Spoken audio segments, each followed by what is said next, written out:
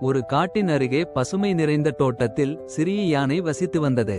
அது தண்ணீரில் தெளித்து விளையாடுவதையே விரும்பியது. அதே காட்டில் சிறிய சிங்கக்குட்டி வண்ணத்து பூச்சிகளை துரத்தி விளையாடி கொண்டிருந்தது. ஒரு நாள் நதிக்கரை அருகே இருவரும் சந்தித்தனர். நண்பர்களானார்கள். பிறகு ஒன்றாக தண்ணீரில் விளையாடினார்கள். நீ எவ்வளவு பெரியவன், வலிமையானவன் என சிங்கக்குட்டி யானைக்குட்டியிடம் சொன்னது. யானைக்குட்டி சிங்கக்குட்டியிடம், நீ எவ்வளவு வேகமும் தைரியமும் உள்ளவன் என்று பேசிக் கொண்டிருந்தார்கள். எப்போதும் நதிக்கரையிலே வந்து விளையாடுவதே ரொம்ப பிடித்த விளையாட்டு.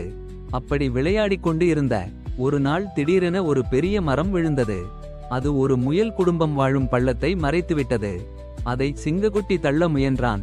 ஆனால் அது நகரவே இல்லை. சிங்கக்குட்டி, நாம் இருவரும் சேர்ந்து முயற்சி செய்வோம். யானையின் வலிமையும் சிங்கக்குட்டியின் அறிவும் சேர்ந்தபோது மரம் அகற்றப்பட்டது. முயல் குடும்பம் யானைக்குட்டிக்கும் சிங்கக்குட்டிக்கும் நன்றி சொன்னார்கள்.